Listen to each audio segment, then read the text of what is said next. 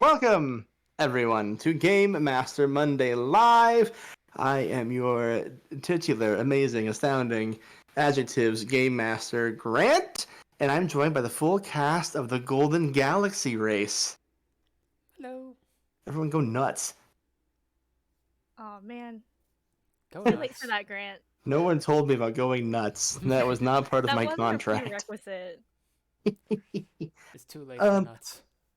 Hi, everyone say your name and who you played, starting with, in sequential order with Arthur. Oh, I guess I'm first. Okay. Hi, I'm Arthur Polino. Have played Jacoby Carter. Oh, Melody. I'm Melody, and I played Lilium Adlers. Nick. Hey, my name's Nick Perrin. I played Wyatt O'Henry. And lastly but not leastly, Hello, I'm Kim Suyuki, and I played and will be playing Amaya Ito.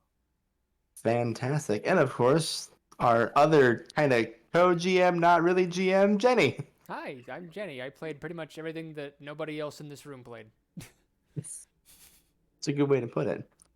Well, folks, as promised, I'm sure by now everyone in attendance has seen all four parts of the Golden Galaxy race. You're all intimately familiar with these characters, and you're just dying to know, because you can't be bothered to do time math by yourself, who won the Golden Galaxy race. And I've got exciting news for you. You're getting an exclusive Twitch and YouTube only answer to that question live, baby. We're going to do one final scene for you where all of our racers, well, potentially all of our racers, side-eye, will meet for the first time, and a winner will be given a fuck ton amount of money. Are you all excited? Yay! Woo! Good answers, good answers. We are going to open, just imagine some beautiful piece of classical music here in the background.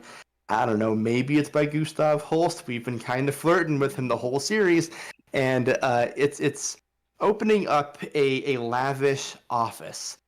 This is the headquarters for Sunday Evans. This is where the magic happens if you were in an MTV Cribs type situation.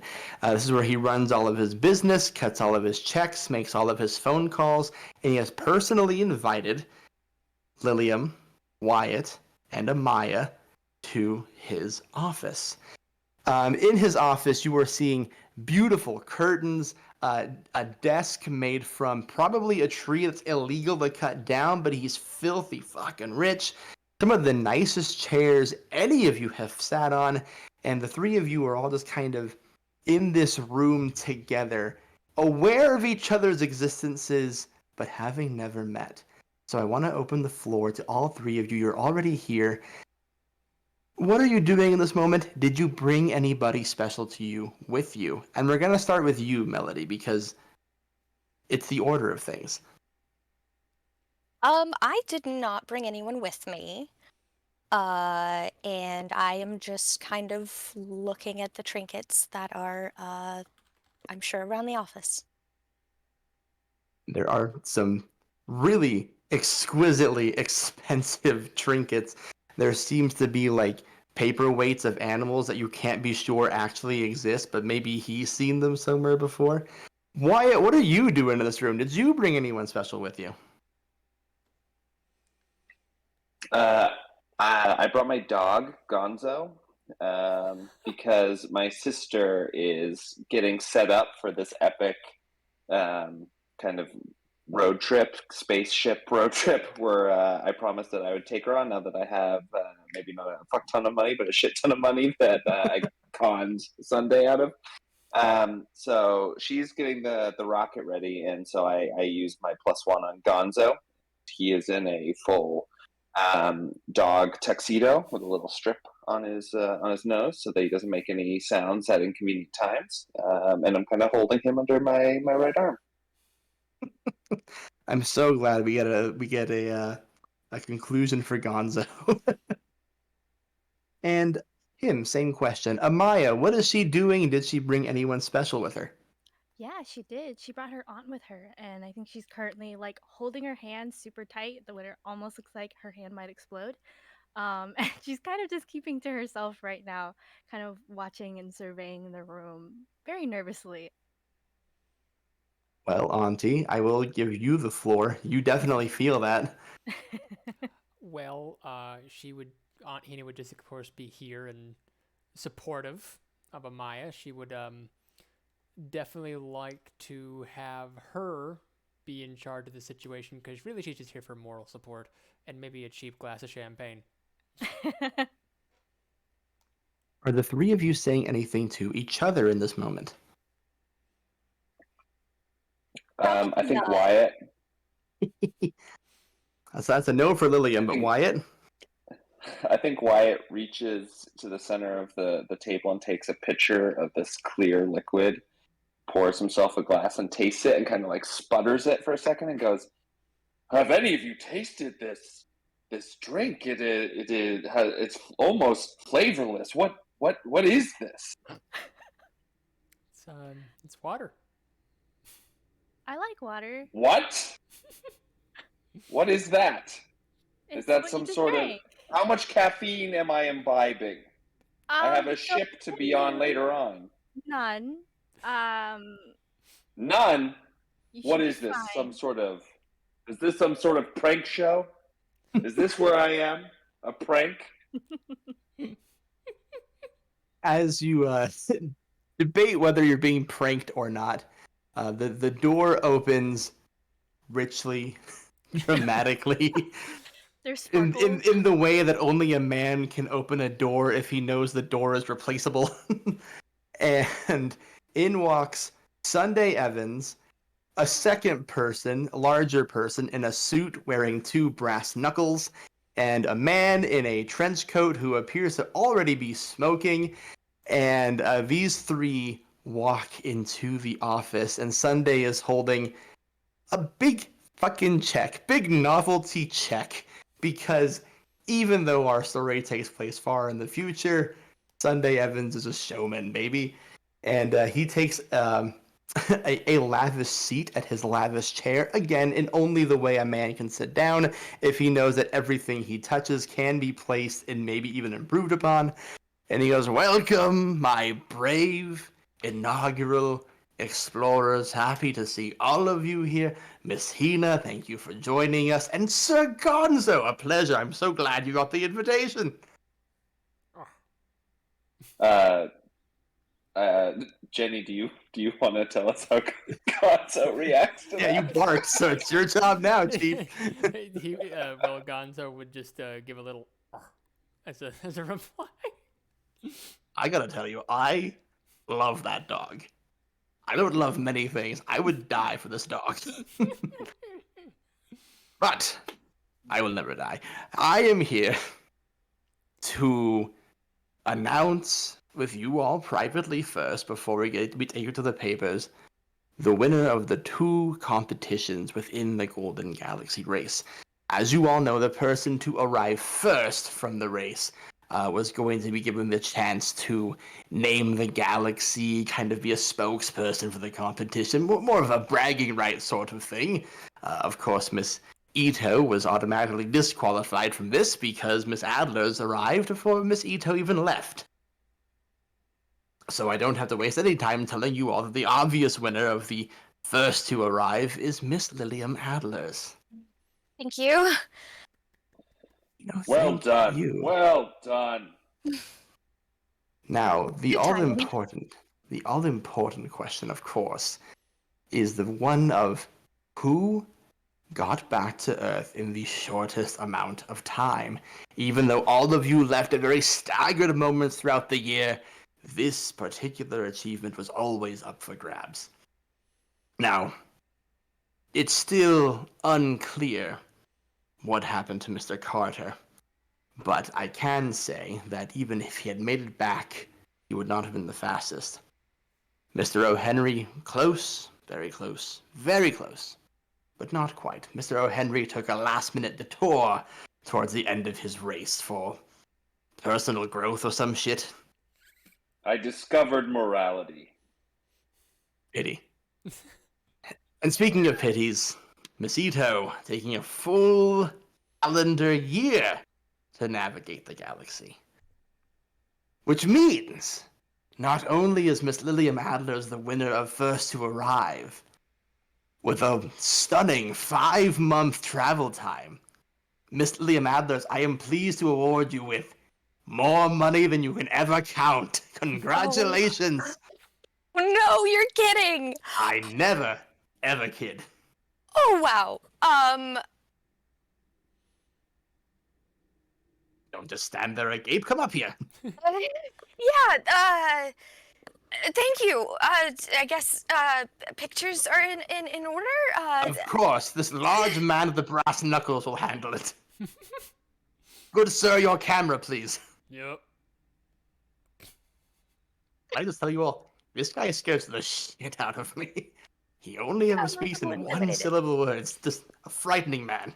But he Yeah. takes exquisite photos. He's my personal photographer. I'll trust you on that. Thank you. And that's his only job. You would think bodyguard, but anyway.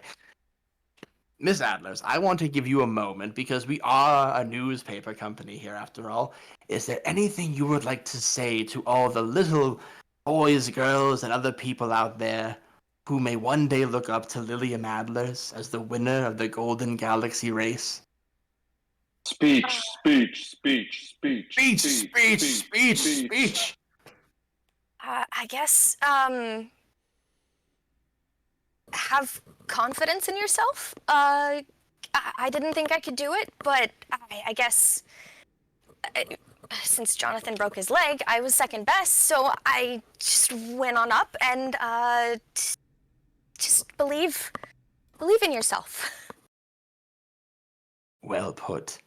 Now, Miss Ito and Mr. O'Henry, I don't want you to feel as if your achievements are any smaller, though they are less rewarded. Is there any advice that you would like to give as your sign-off as captains in the Golden Galaxy race? Mr. O'Henry, the floor is yours first. I think Wyatt gets up with Gonzo, with him, and says, for everyone out there who's spending their day 9 to 5, thinking about how it is that they can really make a dent in their life, really get their life started, all I have to say is you have to make one hugely traumatic mistake, because then you're able to sort of plot a trajectory from there that allows you to turn your life around. And also, working for corporations leads to a soulless existence. Okay, thank you. You like That's quite me. enough. You are Fly all into good. space. Thank Fly into you. space. Free yourself. I wish I had a bodyguard to escort him, but all I have is a large photographer, so I can't do anything. Miss Ito, any parting words? I think on the tail end of that, when he's yelling, "Go to space, free yourself," she's like, "Yeah!" And then she's like, "Yeah, man, I mean, if you're ever just thinking about doing something, just do it. And if you don't, you may regret it for the rest of your life. So go to space, it's pretty cool." Damn. I She's right. concur. Go to space. It's really cool. In fact, I Bite him encourage in the more. dick, Gonzo. We gotta get out of here. If that dog bites me, I want it killed. Now, of course, we are missing the presence of our first racer, Mr. Jacoby Carter, and of course, we mourn the departure from this mortal coil of Dr. Charles Circumference, the man who made this race and the inspiration behind such possible. So I give the floor back to you, Miss Adlers. As the first person to ever arrive back from the Golden Galaxy race, you now have the opportunity to rename the galaxy if you wish. Oh. Golden was always meant to be a temporary nickname because Dr. Circumference was not very creative. But we're giving you the opportunity to give it the name it will be known by from here on out.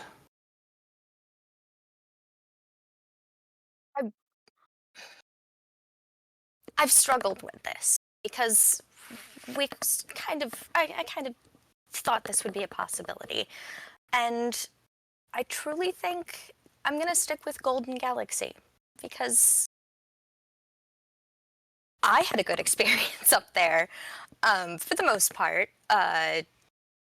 Summer was kind of awful, but that's to be expected. I really just think it's got to be golden. It was a golden experience. It was golden all around. It was just, it has to be golden. Then so it shall remain, the Golden Galaxy, for the foreseeable and forever future. And he slowly turns in his desk, sees the man in the trench coat for some reason still smoking a cigar, and goes, "Now, remind me what your deal is. Why did you follow me in here? Are you the stone silent type? Did you have a thing you wanted to do, or?" Says nothing. Good God. Good absolute God. Okay, well, whatever that's about, right? I guess we'll never know. Now, Miss Ito and Mr. O'Henry, as well as the representatives for Mr. Carter, I'm going to have a smaller reward for you. As my thank you for participating in the race, I will be donating a 16th of a fuck ton of money to your respective estates. It's still a pretty good amount of money. I'm not going to put a number on it because people will do math, and fuck that. I'm very bizarre. But you will be seeing those into your account. They'll be added to an account specifically created by me for you to do with as you see fit. I won't tell you the amount again, but I will tell you it is a never work again amount of money. You're welcome. Thank you. Now, I am going to put the official end to our little story here. The paper will announce the winner soon. You'll be getting your money. We're donating to Charles Charity. We are matching the amount of money that the Mr. Carter's company was giving his family, so all will be taken care of. You are now all free to depart. And Lilium, I'm going to have you make the final roll of the game. Can you roll a d6 for me?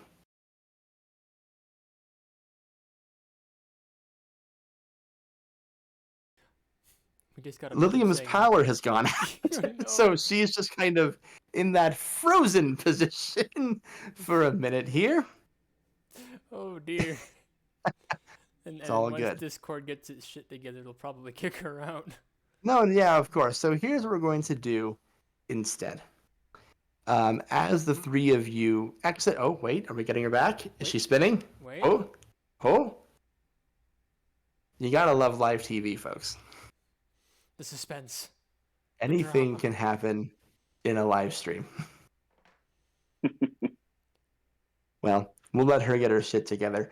But what I was going to say was, as Lilium specifically exits the room, she's kind of in the way of the man in the trench coat smoking the cigar, and they kind of knock into each other, and all she hears as they cross paths is a deep, raspy, whispery voice say, "Congrats." Amaya and Wyatt, what do you two do as you leave with Aunt Hina and Gonzo? We'll give you first dibs, Wyatt. Well, if you need something to do after this, me and my co-pilot Jefferson, we're going to be going to get some earthly drinks. If you'd like to join, it's going to be interesting because Jefferson has never consumed anything except for Mega Slurp products, and even then, only unwillingly. So maybe we could tell a few stories and talk about our trip round the galaxy. I think that sounds fantastic. Don't be alarmed, though. Jefferson has quite a few tentacles. They can be disconcerting at first, but he's a wise man. Pardon? Or thing. We haven't really we really haven't established really any sort of gender for Jefferson. It adds to the mystique, and I'm not one to take that away from them. You know what? I understand. I could tell you all about my son. Their name is Bud. I would love that. Oh my god, two of my favorite aliens. And that, everybody, is the Golden Galaxy Race. Yay! Yay! Marvelous. Arthur, greatest performance of your life, my man. No, I was speechless. God. Truly. Now, of course, we do have a second thing to do here tonight, but that's a question and answer ceremony. Ceremony? Whatever. Session. Fuck you. Live. I can't edit Whatever myself you here. want to call it, really. Any word that starts with the "s" sound, where, hey, Melody. Hey, welcome back, friendo. Hey, Melody, just so you know, the man in the trench coat bumped into you and said congrats in a low, Infuriating. whispery, no. raspy voice. Oh, no, she can't hear us, but we can hear her. No, wait, I can hear you now. Hooray. Okay, we're back. Yay, everything's back. All right, just so you can have the experience, Melody, that was the Golden Galaxy Race. Thank you. Congratulations on winning, Melody. My power just like everything cut off, and my PlayStation turned off, and it's pissed. A round of and- applause, everybody. Round of A applause. round of applause for Melody's power coming back on. That's the beauty of doing a Twitch stream, everybody. Especially with multiple people, anything can happen. Hopefully, that's the last of it. But whatever, we're cool. Let's answer some questions. How about that, gang? Y'all want to just dive? I'm gonna tell you, we got a bunch Cool, man. of questions via the I'm Game like Master way Monday on the tough Discord, Twitter DMs, emails, people in my real life cornering me with a knife and being very upset with me about things that happened. You can say me, Grant. Jenny threatened me with a knife. No. Let's just dive right into these bad boys. I want to open with a nice little softball question. And it was asked by our very own Kim. And it was, how in the heck did we ever come up with this concept? And I will tell you what I think I only told Kim. I kind of told everyone in a roundabout sort of way, but I think I only sent Kim the video that inspired this. But the Golden Galaxy Race is based off of a very real boat race that happened in the 1960s called the Golden Globe Race. It was started by a British company called the Sunday Times. Sunday Evans. Ha ha ha ha. And the challenge was to man a single-man ship, sail the Atlantic, and get back to England in the fastest possible time. 9 racers took on the challenge. Only one came back a winner or a finisher. So our Golden Galaxy race had a much happier ending than the Golden Globe race. Just 3 of you lived, and no one quit. I guess one person quit, depending on how you interpret Jacoby's actions. But as far as making that into a TTRPG, one of my favorite solo games ever is Alone Among the Stars. And while watching the documentary about this race, it's free on YouTube. It's by a creator named Horses. Look it up. It's super good. It keeps me up at night. I'm still thinking about it. And I really wanted to translate that feeling of isolation and exploration into like a mini series, and I'd always wanted to do something with Alone Among the Stars. So here we are. The Golden Galaxy Race was born. Which then leads to Kim's second question: how the heck do you even cast a thing like that?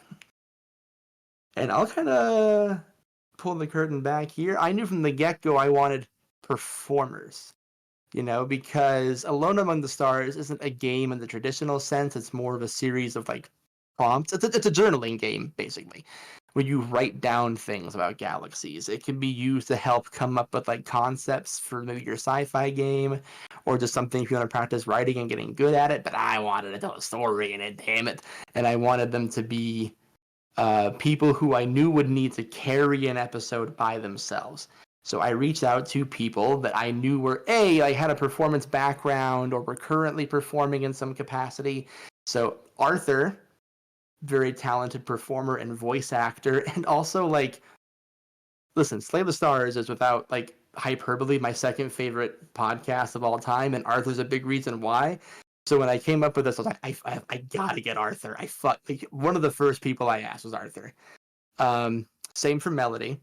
Melody was one of the early people I brought onto this because I knew Melody had a stage background because she talks to me about it all the time. Nick Perrin, who I think is around here somewhere down here. I don't know. I'm not looking at the right screen.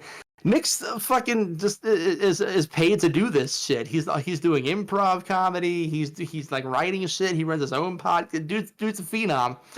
And Kim is one of my favorite newer discoveries. She's on a show called 5GMs in a Trench Coat, and I dare say she's the heart and soul of their fucking current arc they got going on right now, in my humble opinion. So I was like, yeah, easy pick. Plus, Kim has a performance background herself.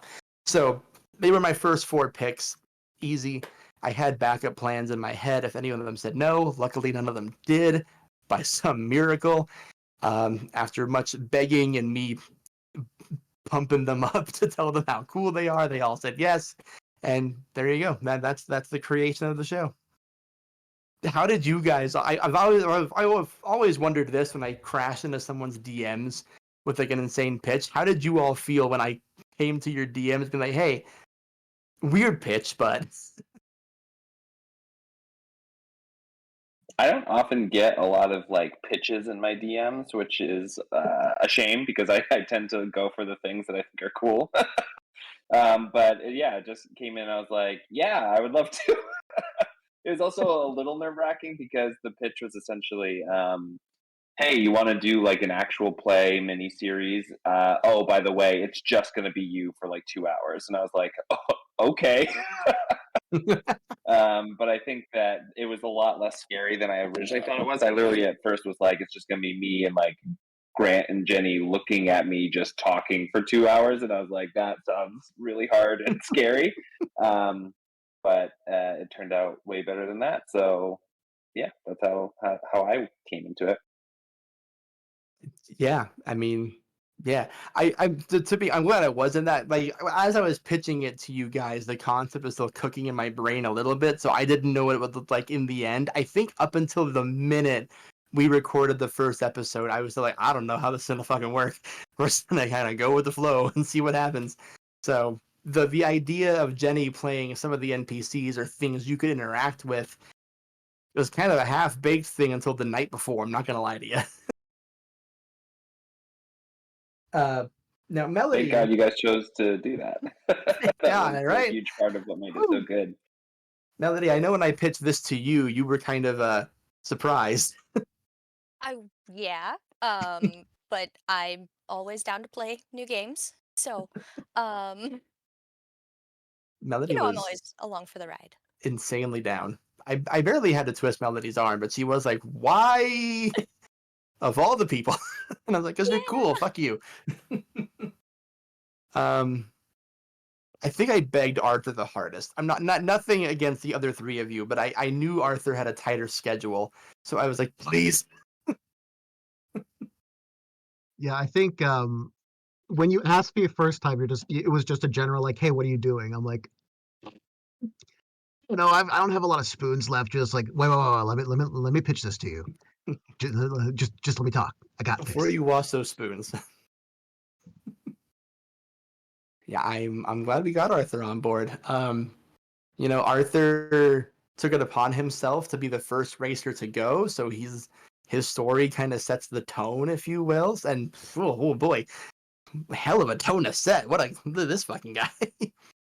And then Kim, I didn't have to convince Kim really at all. I don't think I had to do much arm twisting with you either. Nah, it was that whole thing of you crazy son of a bitch, I'm in.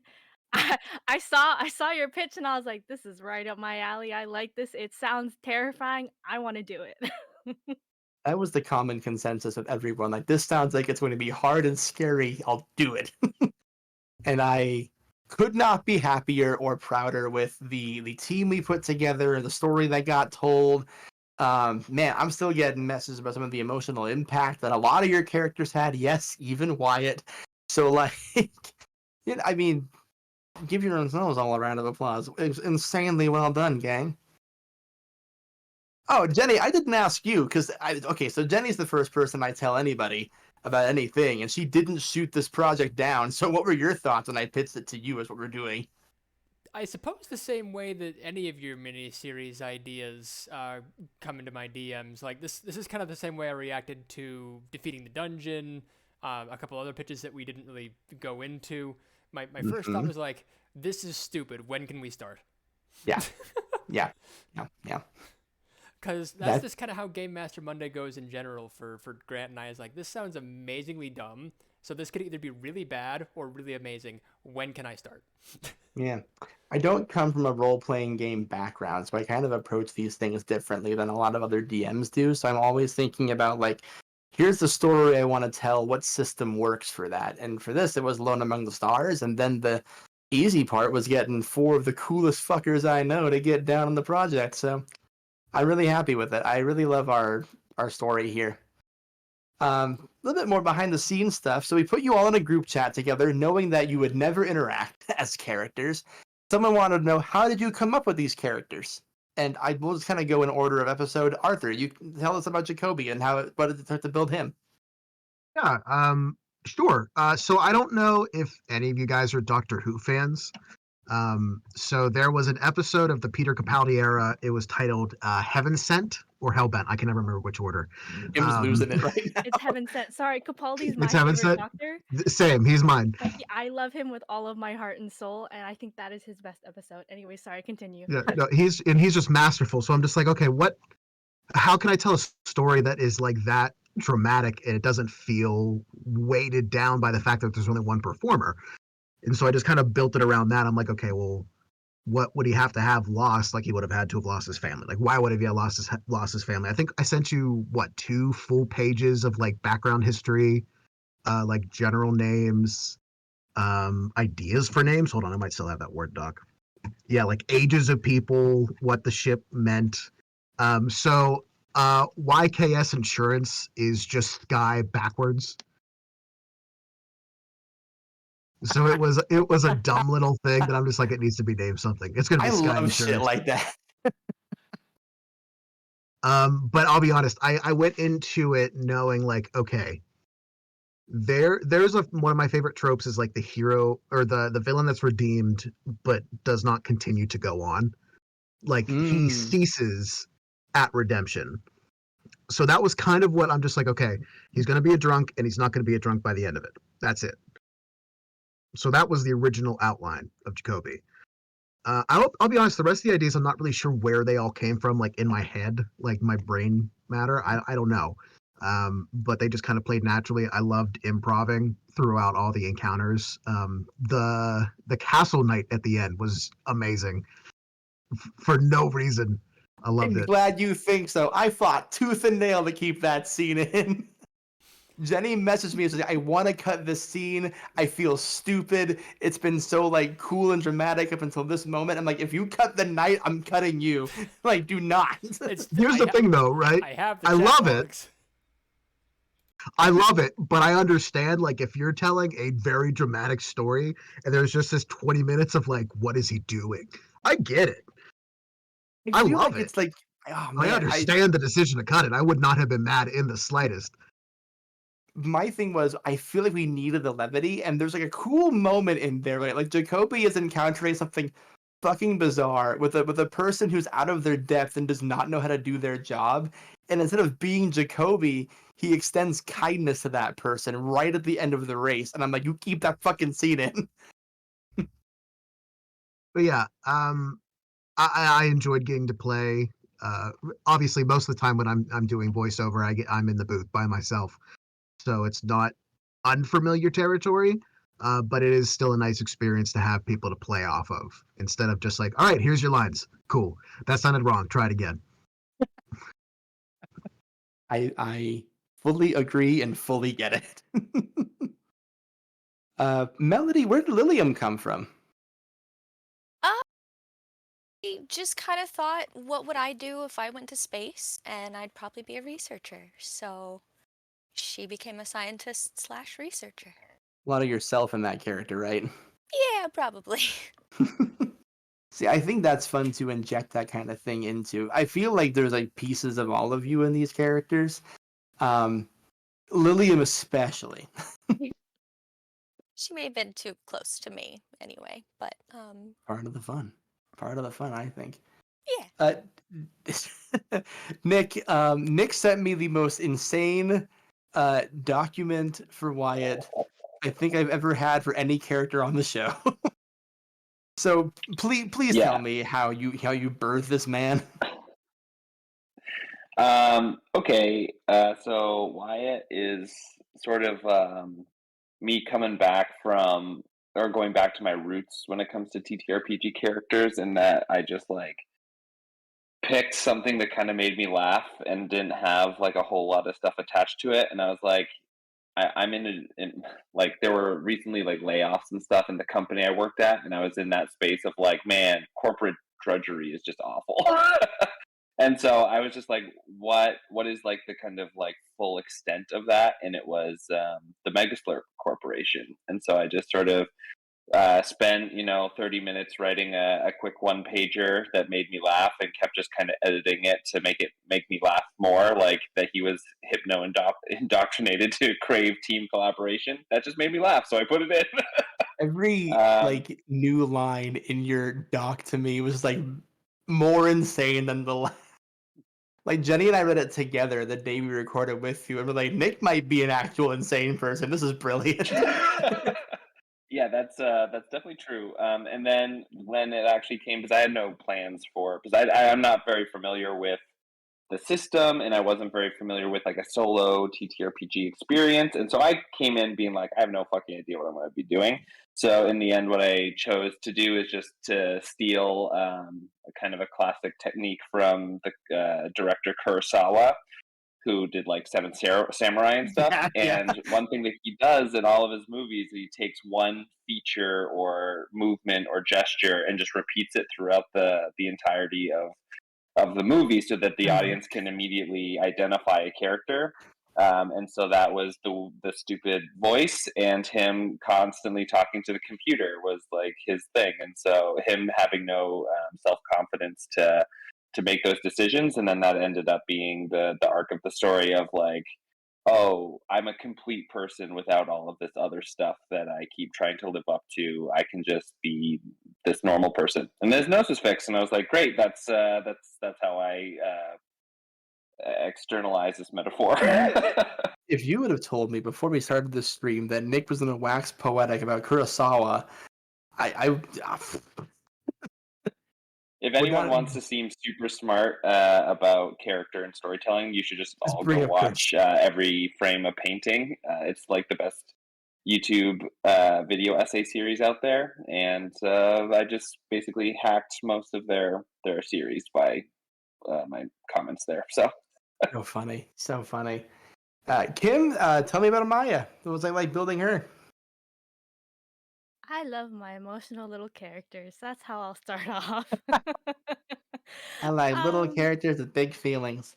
I like little guys that feel a lot. So pretty much building her, I just kind of started writing, and I was just you pitched me the idea, and I sat down and I thought, okay, what would it be like to create someone who's had this dream of going to space for so long, but then just kind of lived her life without ever acting upon it, and having the weight of the world of everyone else's world on her shoulders, and then this crazy big opportunity comes up that seems like somewhat of a miracle. How would she take it, and how would she do this? And I'm also very big on character names having meaning. That's just a thread I have throughout all of my TTRPG characters. So the name Amaya means night, and Ito means both thread and also like greatness and that sort of thing. And so her name has the weight and the expectations of her being great and being something. Holy And shit. and so I was like, it's it's intrinsically tied to her and her expectations, and I kind of wanted to be like, well, what if she finally did something for herself for once, and how would that be? So that's kind of how she came to be. I love that. I super love that. I love that there's like there's through line that's like thought out for everyone, and I love that everyone came to different conclusions and still came up with a cool answer. It was really tight to see throughout the whole series. I'm gonna deviate from our list a little bit I feel here. bad Oh about yeah, the name though, because you guys obviously threw as much as you can, and I usually do have like specific names for characters. And then, but me, the name was the last thing I did. I was listening to Jacob Collier at the last minute. I'm like, Bobby Carter, that's the one. that's awesome. Arthur, you were in a live stream with the guy who came up with names like Tinder OnlyFans. You do not have to worry about names being too dumb here. Now, I do want to throw a question that we got in the chat from Captain Jimmy J. Thank you so much for participating here today, my dude. Jimmy wanted to know what informed the role play of the NPCs that the characters had in their lives, such as Amaya's parent or her aunt. Was it all off of the dome, or were the NPCs informed by the player's background? So, Jenny played a large majority of your family members. And I will say, every family member that comes up on the show, I don't think with any exceptions, I'm pretty sure, was someone that you all put in your backgrounds, right? We didn't throw anyone different at you? Right. So you would all prep for us a document, and the main thing behind it is that Grant and I would kind of like divvy up who would be who in the actual sheet. Like if there was a dad character, again, it's like, okay, I'll play the dad if you play the mom. And the vast majority of the folks, you only mentioned maybe like one or two family members, so that was my job, making sure that your family, your friends, your coworkers had a voice, and had some sort of meaning for you before you got out into space in the first place. Yeah, I think the only NPCs we improvised in the background scenes were Lilium's coworkers, if I recall Yeah. correctly. Yes. Yeah, that was kind of spur of the moment, but it worked. Most of the names I think Melody gave us, to be honest. Yeah, I don't a lot of remember the it's name. default name. Jenny Uh, probably remembers, but the one where Lilium was like, why don't we just send that person up? And they're like, well, Send Jonathan. they lost Jonathan. Yeah, Jonathan Jonathan lost broke his his leg. legs. Jonathan broke his leg. Darn. It's like, I Oh, can't go shoot. now. Sucks. But yeah, as far as the how they were played, a lot of it was just us feeding off of what the performers gave us. Mine and Jenny's job wasn't so much to direct traffic or to game master, but rather to be the soundboard that these four could go off of. Really, these four are the game masters. Jenny and I are just here to give you a voice to talk to, basically. So yeah, everything you heard was completely off the dome. It was just based off of what Arthur and Melody and Nick and Kim were giving us in the moment. And to not a single person did we discuss, okay, we're gonna do this first, and then we just rolled with it. So thank you. Well, for the Grant, question. you and I spent like several months just plotting out the storyline of my episode, though. That's true. Nick and I got a cabin in Montana, telling Yeah. our wives we were going fishing, and we keep going back there like once a year, give or take. But Yeah, just to do edits. yeah, Not even anything else. just to do edits. Yeah, that's all we do out there in the cabin in Montana. Thank you, Captain Jimmy J, for the question. For everyone, how hard or easy was it to come up with the planets you were discovering? And I'll open forum that one. Whoever wants to come off mute first? So easy. This game system is so good. Just like turning the card over, being like, whatever the experience is gonna be, it's gonna be like a natural phenomenon, and there's gonna be like a relic there. It's like, great, that's all I really need to just start talking. I really enjoyed the TTRPG was chosen because you liked it, Grant, but it's just really, really great. I think that does a lot of the heavy lifting, and then we just got to be creative. But that was my opinion. Anyone else feel the same way? Easy, challenging? I think it was still challenging. I think most of it was just like, first of all, thank God I had Roger Dean on the mind for the one planet that you mentioned. God, like, yeah. just the description. First of all, if I could figure out how to read cards, I'd be fine. We have a few issues with that across the board. I feel Sure. like you, Okay. Melody, Yeah. remember. clubs and spades were Yeah. the big sticking one for a lot of folks. I don't know what was wrong with me that day. Who knows? But I wouldn't say it was difficult, but it's just what is the most bizarre thing that I can think of? I'm like, that's kind of cool. I'm going to see if that's okay. And it was. Shit. Yeah, that's the thing that I think makes it was really fun and made it easier is that like we could say anything and you guys would have to play off it. So we had like the easy part in some ways. Was that like a nerve-wracking thing for any of you, where you're like, oh god, whatever I say, they're gonna roll with, so I have to like fucking step up to the plate here? I kind of shoot that to Melody and Kim, but anyone can answer I that. never thought of it that way. Oh, cool, good. I didn't want you Yes. to. I didn't want it to Okay. be a nerve-wracking thing. I'm hoping you were gonna say no. Yeah, no, I Yeah. was just kind of like, I hope they think this is cool. We're gonna go with it. Yeah, I just hope I- I made sense. It yeah, was- that too. Yeah. everyone made sense. Okay. Dad, tell her she made sense. Melody, tell Melody she's cool. Melody and Kim are cool. Everyone's cool. Our next one we have up for Doc here for you. This is kind of a Jenny question, but kind of a tag team Jenny and Arthur question. What would the energy beings have done if Jacoby didn't shoot them? Oh, those are the guys that were like after the rocks and the minerals. There was a planet that needed help and resources, so they came to Jacoby's ship, and he did a gun crime. Yeah, Jacoby just shot him. You mean a crime? Oh yeah, fair. A regular crime, but with more A guns. crime involving a gun. I guess what I was trying to get at was they were going to try to dismantle parts of his ship for those resources. Because they were effectively boarding him, you know? Yeah. They weren't doing the right thing by killing a man. I mean, they needed to have their whole species survive, and Jacoby said, I need to have my whole me survive, so truly, who's the winner? So it Yeah, was a mere I them played it- situation.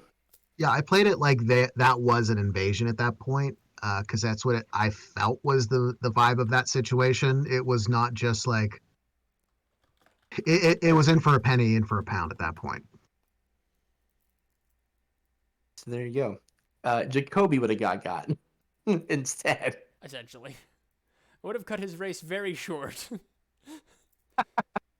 It did. That was in the back of my head the whole time. Like, a person could decide to just fucking die at any point and give me like a 20-minute episode, and all I'd be able to do is like, well, that's what they wanted. I can't go against it. That's their story. We got another Jacoby question here for you, Arthur. Kind of a Jacoby compliment, if you will. Jacoby's last message to home was one of the best parts of the series, this kind person says.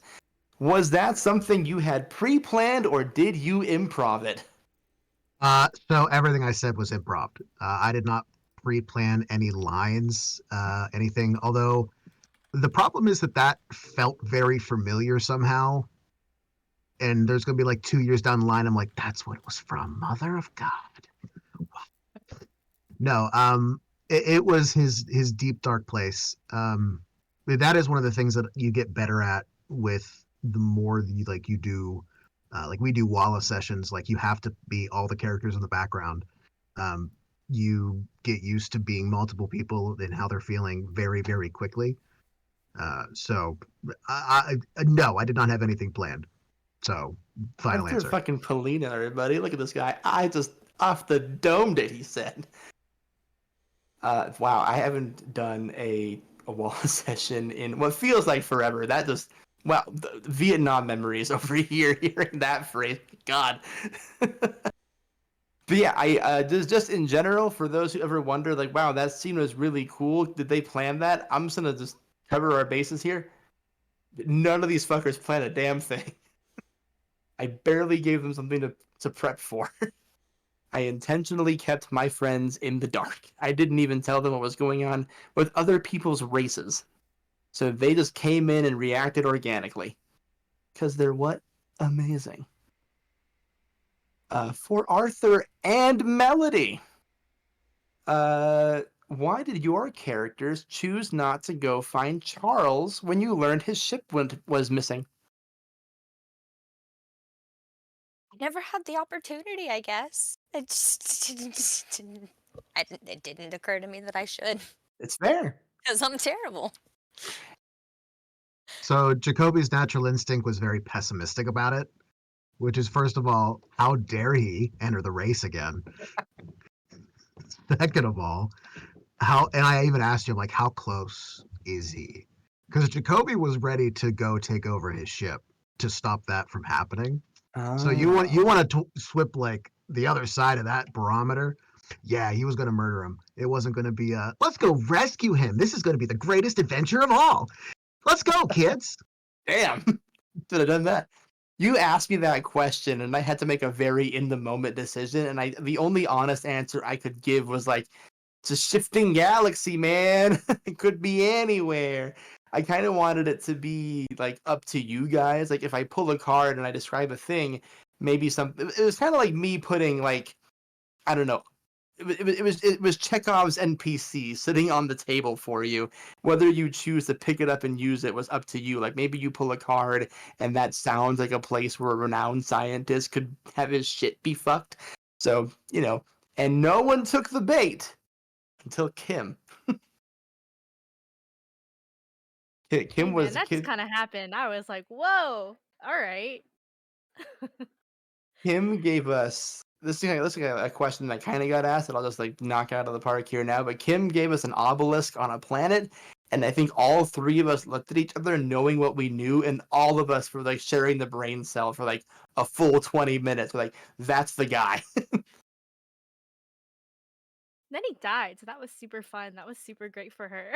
Yeah, someone asked us if Charles was always destined to die, and I'm gonna tell you, I did not have any idea what was gonna happen to Charles' circumference until the minute Kim said, "I think he's dead." Yeah, no, it wasn't. I think that's what the moment it happened is when I rolled it, and I think I rolled like a 1, and we all like looked at each other and went, "Are you guys thinking what I'm thinking?" And then we all were like, "He's dead." And so we're like, "Well, if we all think that he's dead, he's He's super dead. dead." We have to honor the instinct. That was Yeah. a fun part of the show to edit because Grant, when we were doing the roll, you were like, okay, so you rolled this number. Whatever happens to Charles, let's call it medical in nature. What happens to him next? And then we all just kind of had this knowing glare. We all started laughing. It's like, I think he's just fucking dead. Boy died. Boy fucking died. I mean, So, yeah. Wouldn't you also die if you were trapped in your escape pod for 7 months? Nah, dude, No I'm built food, different. No water, no nothing. Grant's built different, apparently. Yeah, I could do it. But yeah, that Charles Circumference was never destined to be anything. He was a deliberate prop I dropped on everyone to see if they would use it. And Arthur and Melody blatantly said no. Nick kind of thought about it, but ultimately decided against it. And Kim was like, "First planet, that bitch is dead." First 30 minutes, he's gone. Fuck him. I killed him. What a great opening to the last episode in the series. I love it. Personally, I love it because you have this mystery around this guy for like essentially 4.5 hours. And then Kim just comes in, sweeps the leg, and like, I solved it. I killed him. We're moving on. The mystery I is killed that him. he's I put fucking him on dead. the planet. He's fine. He'll be fine. And then he wasn't. Nick, question for you. Something you kind of touched on already, but maybe you can elaborate a little bit more on it. What made you want to lean more into comedy for Wyatt? Yeah, I think that I enjoy playing low status characters. And I felt like if I was going to improv my way through kind of like an undetermined amount of story, it would be fun to start with a character that just was just the pits, and then slowly get to play around with that until the end. So yeah, I guess that's the main thing, is that it was just like comfort level in playing the character. But yeah. The follow-up question was, "You're so funny. How do you do it?" I don't know who's asking these questions. Sounds like someone was a plant. But yeah, no. The thing is that it's not really about being being funny. Like everyone's like, "Oh, I'm not funny. I can't play a funny character." But the thing about funny characters, you just have to like play something really stupid and just play it authentically, and then you're gonna end up being pretty silly and funny. Because if you work for a corporation named Mega Slurp, and you were, like, all you want is to get paid for the work that you're already doing, and you think that your situation is fine where it is right now. It's going to be stupid and funny, and then you have a lot of places to go from there. One of my very favorite things in the Wyatt story is the boardroom scene. Nick loves to play Yeah, low which status characters, and I love to play high status characters. And for the very same reason, because I think if you're rich and high status and pompous, you're stupid. And you have an unearned confidence, and that's fun to play. So Nick's like, I want to be a lowly intern for a mega corporation. I was like, say less. yeah, the boardroom scene was so fun, just because you guys let me like narrate what the boardroom was, and so I could just set it up as like the stupidest set ever, so that like you and Jenny could come in and be like, "Yeah, we're like 30 feet or 30 stories underground because they can't, none of them can be in the same room together because if they all die, then like the recipe is lost or whatever." It's They like have a that's just digital stupid. window And to it's very fun. simulate the outdoors. Those are Yeah, my exactly. favorite touches to that. There's so much good storytelling scenically in all of your stories. I really love the way Arthur does the scene where he's talking to his sister walking from the bar to her car, kind of inconveniently.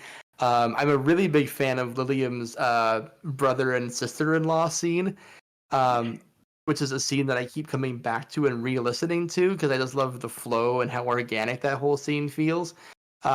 Plus, for me, because it's who I am in real life, fun to play a kind of like dopey but caring older brother, like I am for real. Can confirm. Oh, Kim's parents scene, fuck me, dude. That goes against my type. Was Amaya's dad, because I'm not stern. Next question I have is actually for Kim. Speaking of that scene, loved the scene of Amaya standing up to her parents kindly. What led to you playing the scene that way? I think it's that sort of thing. Also coming from a perspective of being a person of color, right? Is that family is a really, really big thing in a lot of people of color cultures. And it's that sort of thing of like, well, there's so much that informs that behavior and those decisions. And at the end of the day, you can't really hate them for that. And it's that sort of thing where it's like, well, and if I do hate you for that, and if I cut you off forever, will I always regret myself for never forgiving you and for accepting that? And so that's kind of how I played that. I kind of took from my background there and just took a little piece of myself there and just being like, well, you know, you may not understand why I'm doing this or why I want to do this. And maybe one day you will, or maybe one day you won't. And either way, that's okay. Because it's that whole thing of her coming to terms with what she was doing for herself and that what they thought shouldn't have had so much weight on what she was going to end up doing in the end. So yeah. No, I love that. And can I just say thank you for putting your trust in Jenny and I for being the soundboard for that experience. I don't know if you can tell, Kim, but white as the snow over here. Whoa, no way. Well, I know, considering how massively we played it. But no, full disclosure, Kim, before we ever recorded, was telling me through messages that she was going to be putting a lot of her own personal experience and her own like story into Amaya. So out of the gate, I was like, I'm gonna just let Kim be in full control here and just react her what she's giving us. So what led to that scene happening is Kim being very in tune with her story and trusting Jenny and I to not lead her in her own story, but to instead be the prop she can mold along the way. So thank you, Kim. Thank you guys. I honestly really loved that scene because it was just kind of that moment of being like, okay, she can do this now. And so it was a very good scene in my opinion. Captain Jimmy J says POC stories stay compelling. Damn fucking right, baby. For all you prospective GMs and runners of actual plays out there, fucking cast a woman and a person of color and queer people in your shows. Get that diverse storytelling. Look at me. I'm a straight white guy. I'm not. You've already heard all the straight white guy stories. I'm not doing that. That's why you pull in really talented people who don't have your experience to tell these stories. Speaking of, well, not speaking of, but hey, Jenny. Question for you, little sis of mine. Sure.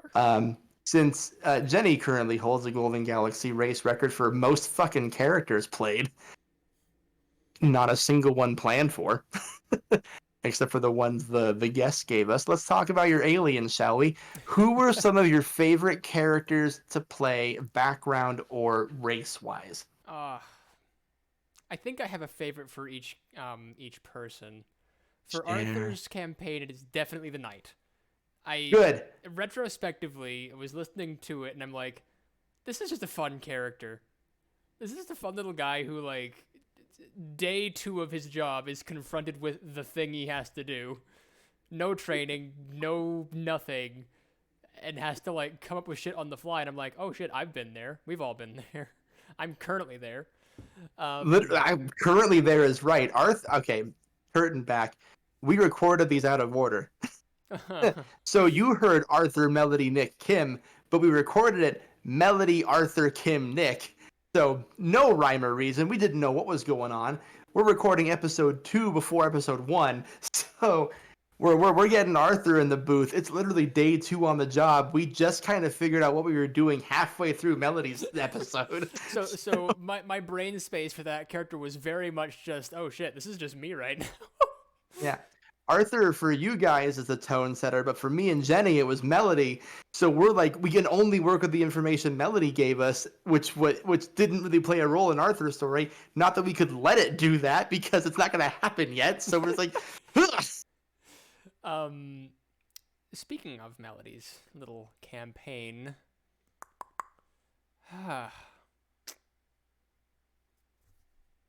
I think the most consistent thing I liked in Melody's campaign is that snow planet that she ran into continued showing up. I was going to say, can we talk about the snow planet? We can talk about the snow planet. It never got a name, but there was consistently still a purple-skinned, betentacled race of people that live on a snow planet in 3 out of the 4 campaigns. We didn't know that was going to happen. It just kind of happened that way. That you that all card the 6 literally got 6 of pulled hearts. 3 fucking times. I don't remember what the actual card was, but yeah, it's crazy, Yeah. but kind of cool. What you don't see, so like we did it with Kim, like this is a cool planet. Kim really like made a meal out of that whole thing. Our most compelling part of that episode. Then Arthur pulled it, like I think the next day, I think it was when we recorded with Arthur. Like, that's a funny coincidence. We do Kim's scenes and close it out. And then Nick pulled it, and what you don't see when Nick's recording is Jenny and I fist pumping, like, we got the snow planet again, let's go. we visibly pogged, I suppose. Yeah. Nick's like, why are they so excited? We're like, yeah. So I think the snow planet would probably be my favorite part of Melody's little campaign there, just because it's a good recurring thing. I love the scene in Melodies a lot too, because he fucking eats that plant for like no real reason besides he didn't want to be rude. It's amazing. When in Rome, you gotta eat that plant. Right, Kim? Right. Yeah, absolutely. With Wyatt's session, my favorite was Barros. I loved Planet Barros very, very much. Just a gigantic eyeball floating around in space, doling out wisdom like it's Tuesday. Did Nick name Barros or did you name Barros? I named Barros. Okay. Sorry, go ahead, Nick. I feel like that was like the most like Bill and Ted-esque scene that we had of just like a planet and a person be like, "Yeah, dude, what's up?" Yeah, very much It had was like really that great. Bill and Ted's Excellent Adventure. Like we first meet death. Yeah. That's Um, Bogus Journey when they meet death. Oh, it was Bogus Journey. You're right. You're right. My bad. Don't get your Bill and Ted's mixed up. There's so many of them. There's 2 of them. There's 3. Is there? Damn. Yeah. And with Amaya's session, I'm torn because I love Bud. I love Bud with all my heart, but I think I love Gibbs and his family more. I love Gibbs. Gibbs. Ugh. Just I wanted to play Oh my God.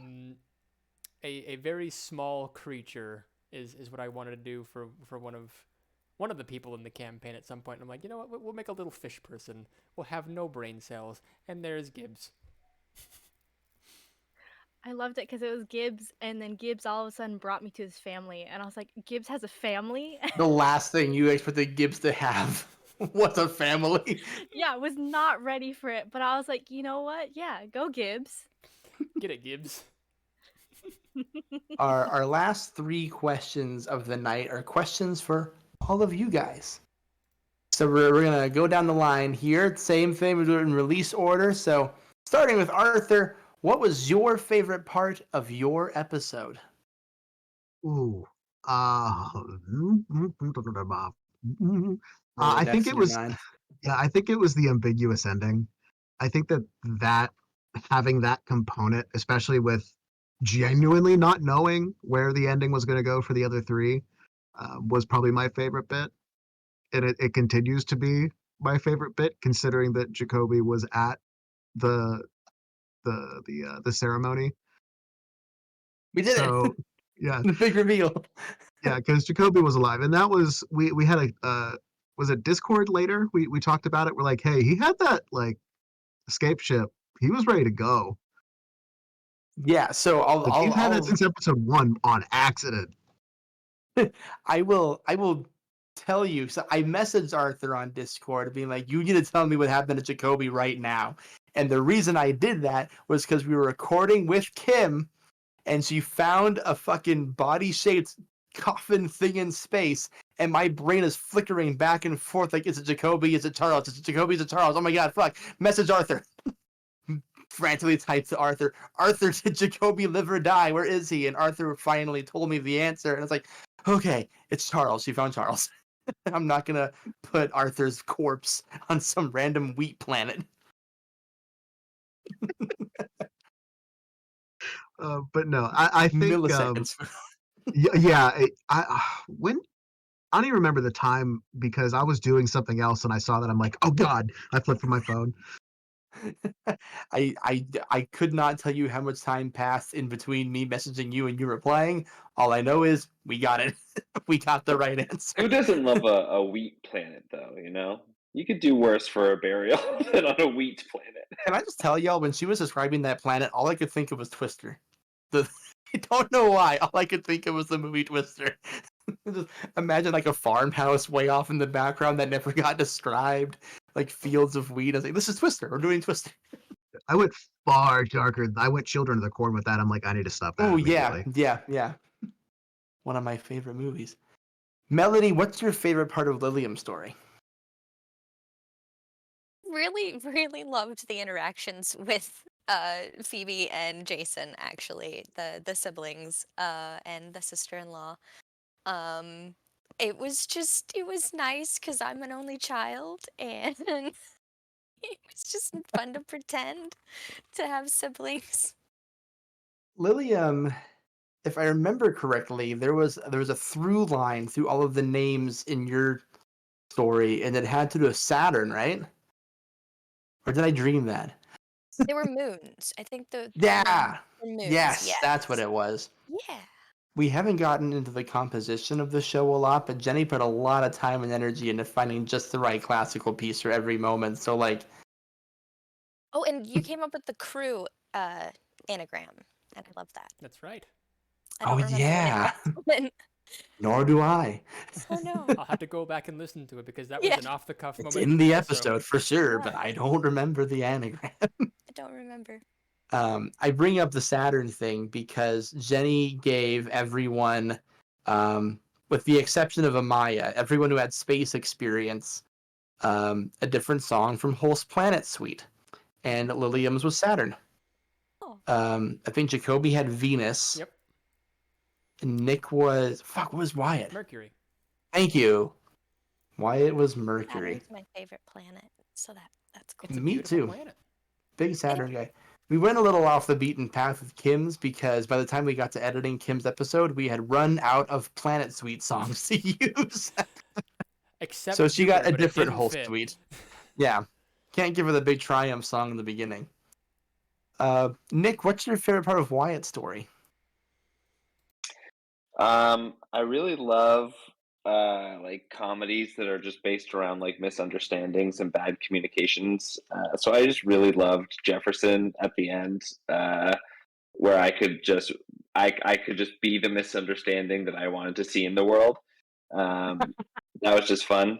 And then like overall, I think that my favorite scene was probably the one after he dumped all of the cola onto that perfect ice world and like Mhm. destroyed a civilization or whatever. And his like scene of just being like, I don't feel good. Like that just feels bad. I think that was probably my favorite scene. The boys destroyed worlds and the girls just checked them out and made pals. Kim, what was your favorite part of Maya's story? Oh, I've been sitting here trying to figure that out. It's between Bud. I love Bud, my little Mhm. space son, my little space child. I sent him off to school, and he got to have a good life, and I thought that was beautiful for her. And funny enough, the other one that I'm also considering is Circumference dying. Mm-hmm. Because it was so unexpected, but then the resolution of like not my monkeys, not my circus sort of thing of just being like, Like, who can you I know call what? about this? Like I called, they were like, you know what? You could just this isn't it's a safety hazard. It's fine. And then she's like, you know what? You're right. I should just let this go. This isn't my problem. And so I just thought that was just such a funny, unexpected like scene that happened, but then just kind of be like, not my problem, not my problem. We can get rid of that. It's a real moment of growth for Amaya. I think in Oh other yeah. circumstances, she would have made that her problem. And I was fully prepared for you to travel the galaxy with a corpse and just go full castaway on us. Oh yeah, absolutely. It was that split second decision of do I keep this corpse on board or do I not? Do I become friends with the dead man It for the could have next gone a year? very different way. Knowing Amaya's in space for a year, I think you made the right choice. Yeah, that would have gotten really gross really fast. The second to last, the penultimate question I'll ask you guys, real simple. Would you ever go into space by yourself? No. Mm-mm. Nope. Nah, dog, not for me. Not, actually. Cool. I'm Are built you different. I do it. insane? Apparently, space is haunted. Moon's haunted. Moon's hot. My all-time favorite Tumblr post. My first and only tattoo is based off of Moon's Haunted, that stupid meme. Dish, dish, dish. No, it's I must the know. haunted moon. Oh hell yeah! Oh, that's incredible. That's sick as hell. I sent the tattoo artist literally that meme and a couple of like spooky like artwork samples, and he did that, so it was great. Moon's haunted. That rocks. That fucking rocks. All right, now normally when we wrap up a mini series on these Twitch streams, I like to end this by asking everyone to, say your favorite part about working with each other and making the show. But you guys didn't have that experience, so we're gonna do a little twist on it this time. For the last question, I want you to tell me your favorite part about the other folks' episodes. Just give them a little shout out, a pat on the back. What did you like about them? What was your favorite part? And we'll do it in backwards order to give Arthur a break for once. Tim, what was your favorite part of the other 3 episodes? Ooh, okay. We'll start with Arthur. I very much am on Grant's side. I really did love the conversation that you had with your sister from the bar to the car, and also the phone call that followed that.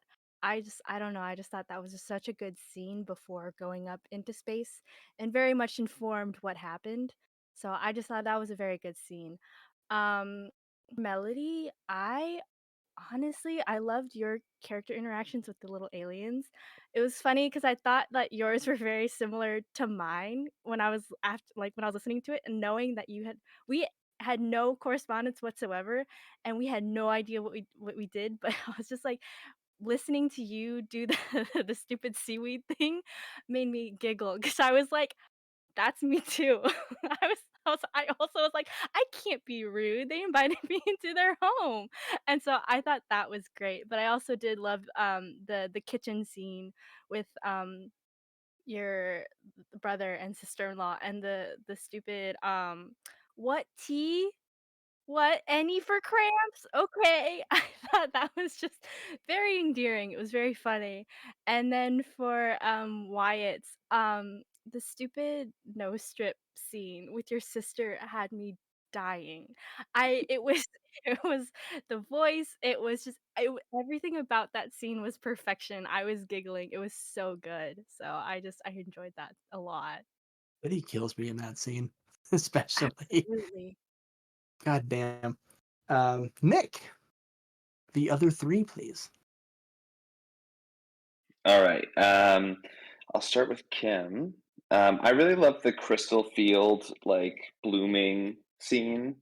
It was just like really like a striking image, and for some reason, like I think it's at the very beginning, one of your like the ways you just had like an offhanded comment about how she was like biting the crap out of her nails and everything. I was like, this just feels like a really beautiful kind of connective moment between those two themes. So I really love that.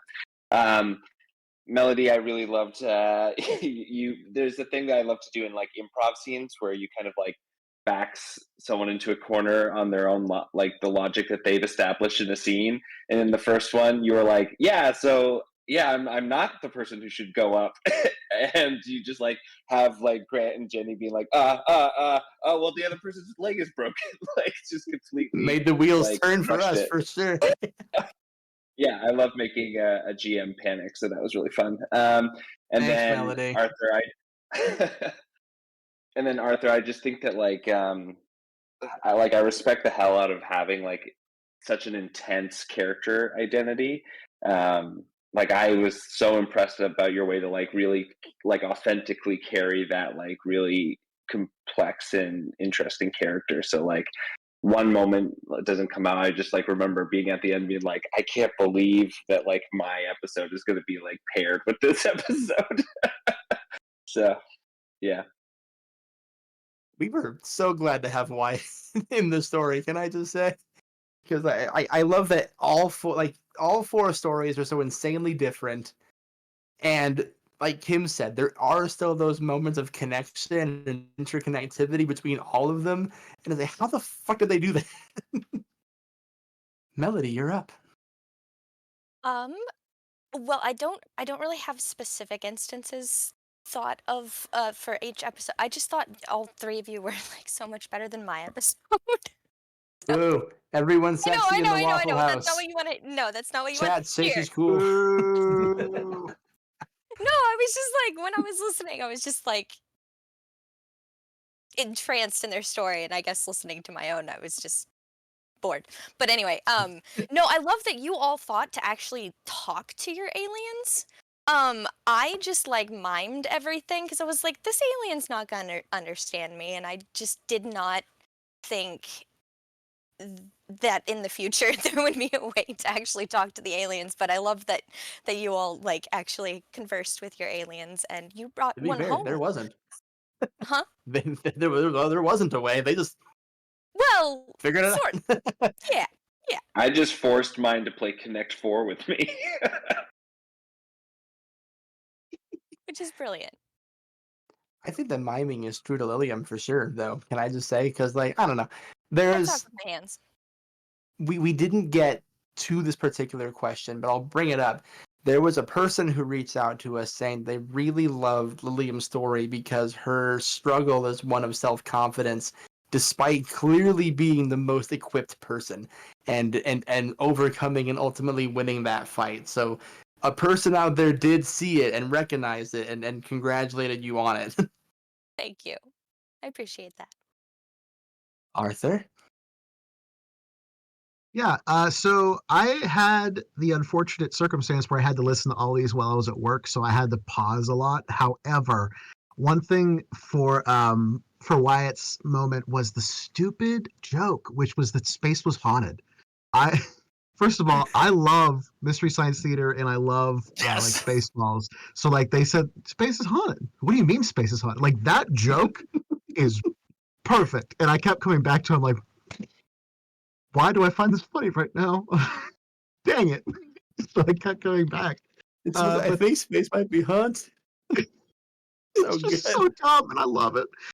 But with Kim and Melody, like you guys' interactions with your families, but very differently, were what I loved. That there is like, even within this show, there's such an obvious dichotomy between like different family dynamics that is very easy to show without even realizing it. And I think that those interactions felt very human, and I very much enjoyed them. Thank all of you. I'll take a brief moment to toot all of your horns here as well, because I want to just, recognize the immense talent all four of you have. Like seriously, like I said it at the beginning of the show, you were all my first pick. You all said yes, and I'm always going to be grateful for that.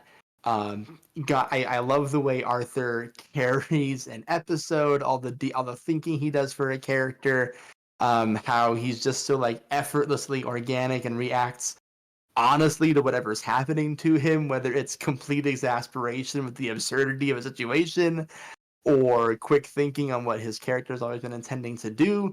The man's brilliant. If you haven't listened to Slay the Stars, you're in for 63 episodes of a disaster of a human being as played by Arthur, making mostly wrong decisions, and you're going to love him.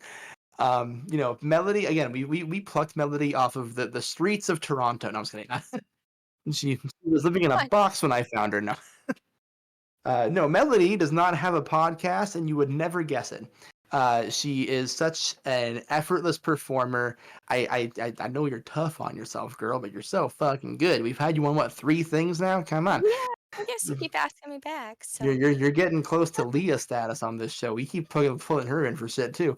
But no, we pull Melody in because she approaches things differently. She's not like coming in like, I'm gonna role play and roll dice. She's like, I know how to act, and act she does, and she's just has such a natural instinct and behaves as a person would, and is able to inhabit a character. Nick, I fucking love acting with Nick, dude. I could do a show with Nick forever. Nick is such a selfless performer, just like always is setting you up to succeed. And it makes it easy to do the same for him. We just keep spiking back and forth on each other. I love that he found the moral and the humanity in a comedy show, and found a really neat way to give an anti-establishment message throughout the whole thing. God, Nick's a fucking genius. Go listen to Tabletop if you want to hear him give more good advice. I mentioned Kim. Kim's on 5 GMs in a trench coat. I think she's the heart and soul of that show. Plays one of my favorite characters in a TTRPG campaign, and maybe ever. I don't know. But on top of that, she is just what's a good word I like to use for you? She brings an intensity that's kind of muted. So it's like when you're in the room playing with Kim, it's almost easy to forget that like you've been talking to Kim for a long fucking time because she just keeps feeding you good material. And then you're like, oh shit, this scene's been going on for 30 fucking minutes. I should probably move the plot along or something. But no, and of course, fucking Jenny, I put the biggest, dumbest, most involved job on her shoulders 2 days before we started this fucking miniseries.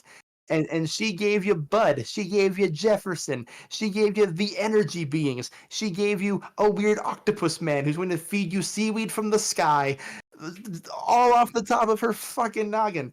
The knight, like she pulled the card and pulled a character out of her asshole, ladies and germs. There's a reason she's GMM's co-producer. The yang to my yin, the person who just so seamlessly understands mechanics and knows how to interpret them and make them fun, while I spew the most absurd shit you've ever heard in your life.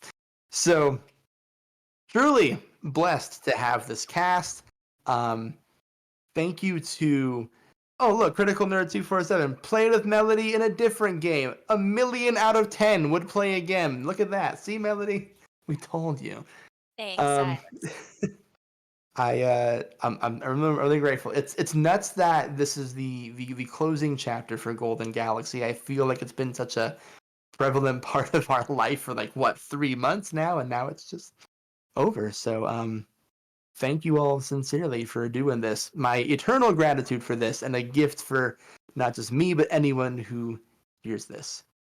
And chat, I neglected to mention it earlier, but thank you to the Forgotten Troop for raiding us here tonight, and thank you to Even Footing Gaming for raiding us here tonight. Holy shit, what a fun thing for us. Thank you to the very active chat for participating, asking questions, gassing up the cast the whole time, being excited to just listen to people talk about behind the scenes shit for 90 minutes. Troopers, all of you. And if you're watching this after the fact on YouTube, mwah! Like and subscribe. I don't know what the YouTubers do. I will give you all the floor one last time. Any final words you want to say as we close the Golden Galaxy race for good? We'll go in order. Arthur? Oh yeah, no, sure, I can go. Sure, why not? Arthur, say something quick. Something quick. It was a very wonderful experience. Grant, Jenny, obviously you guys are amazing. Thank you so much for having me. Always an enjoyable time. You guys had spectacular episodes. So thank you for letting me, though slowly listening to them. I very much appreciate have something to listen to that's not my very interesting vocal tone. So thanks, guys. Melody? I'd like to say that this experience was truly golden. It was Aw, just a very golden experience. she said the And thing. All right, I checks in the did. mail. I We're good, said guys. We're good. We're thanks. done. Yeah, It's a good Prince we can album. go. Bye. Nice, Jenny. Good reference. Good pull. Sorry, go ahead, Melody. No, you're fine. That was pretty much it. Lovely. Thank you. Nick? Yeah, I had a great time. This was so much fun. I always love coming on Game Master Monday, and this is such a fun group to be included in. So I can't wait to play with you all again sometime. Hopefully soon. Kim? Yeah, I just want to say thank you for inviting me on this crazy little idea. She turned into something beautiful, and I'm also honored to be included alongside this amazing cast. So just thank you. Thank you, guys. Jenny, anything you want to talk? I just want to thank all of the long-suffering fans of Game Master Monday for. Who suffers? No one is. That's not what long-suffering means. Get out of here. All right. Just for all of your support over the years, and just for being the people that you are. Keep wanting to make cool shit, and we will continue to make cool shit for you. Your happiness is our happiness, truly, and it's been an amazing joy and an amazing experience for us here to, give you guys something to listen to at the end of your day or during your day. You guys keep being awesome, and we'll keep doing cool stuff for you. I do this because it's fun. Mm-hmm. Again, thank you all of you guys. Thank you, chat. Thank you, YouTube. Thank you, Cass. Thank you, Jenny. Thank you, me. This was the Golden Galaxy race. Everyone give yourself a huge round of applause. Game Master Monday returns to its normal bi-weekly schedule on Monday. We've got our holiday-themed episodes coming up. December 4th is a little game called Sock Goblins, and December 18th is the long-awaited sequel to our masterpiece, Yuletide Combat Family. You can also check out our other podcast. It's called Bella's Comet. It's also ending this month. End of December will be the big finale for Bella's Comet. So another thing we're going to be putting a bow on here soon. You can check out our amazing cast at their respective shows. I can mention Arthur's on an amazing podcast called Slay the Stars. They just finished their first 63 episode arc. Every episode a banger. I don't know how they do it. Melody, like we mentioned, is mostly hanging around with us, but keep an eye on her. She pops up on guest spots all the time for other shows. She's quickly becoming a GMM staple. Keep an eye out for her. Nick Perrin hosts Tabletopped, one of the three best, I'm going to say it, one of the three best TTRPG talk shows on the planet, baby. I have blatantly stolen from Nick Perrin. You should too. And Kim, of course, plays on 5GMs in a Trench Coat. She is one of those 5GMs in a Trench Coat, and they just started a new miniseries based on Jurassic Park. The fuck are you still doing here? Go do that. Me and Jenny host Game Master Monday, and we love you. Jenny, kill the stream. You got it, boss.